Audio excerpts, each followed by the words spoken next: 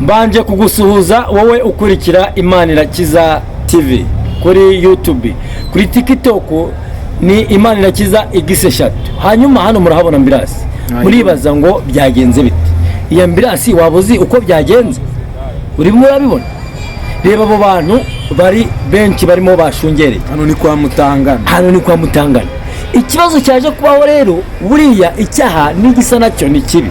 Umuntu yagize gutya aribeta ajya muri rogi, akijya muri rogi ahura n'umugabo ngo bakora ibyo bakora, umwe muri bo ubwo ni umukobwa aza kugira ikibazo ngo yenda gupfa. Nuko byagenze, iyo nkuru niko byagenze. Ibi bintu urabibona gute? Hari bamwe bari kuvuga ngo yapfuye, abandi ngo ntarapfa. Noneho hano wagira ngo bateze umuzimu umwe, bana musenge rwose, ibintu birakaze.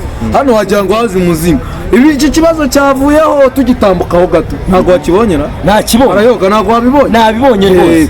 Noneho twatambutse, ubu iki kibazo cyabaye nk'igihosha kivuyemo cyo kwa Mutanga. Yego. Turatambutse tugeze hirya ho gato, umumotari nawe araza ngo ariko ya moto ya Sipiro. Yego, Sipiro.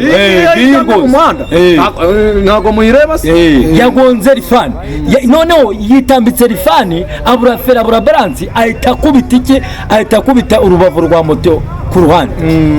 Ibi bintu wagira ngo bahaziritse umuzimu. Abantu rero musenga, murabizi ko icano inyura ijambo ry'Imana na komite tukabasetsa. Abantu musenga mwihangane, musengera impanuka ziri kuba. Ibaza umuntu yari gukora boro n'undi mugenzi we arangije agira impanuka, ngo niba yapfe niko bari kuvuga, ariko ntago gihamya tuyifite 100%. Umushaka aya makuru yatohoza uje hirya, dore murabona motari ibintu bimubayo, kandi ubwo ahangaha ni hino yo kwa Mutangana gato handi baco do Sipiro yaje igiye kugongana na rifani, nuko byahise bigera. Ibi bintu rwose babikorera ubugenzuzi, izi moto bazirebe, bazicekinge, barebe ikibazo zifite, kuko ibi bintu birababaje kandi birakomeye. Ntuzigaye rero, nubwo bikunda kuba numvishe ngo gufata feri biragora.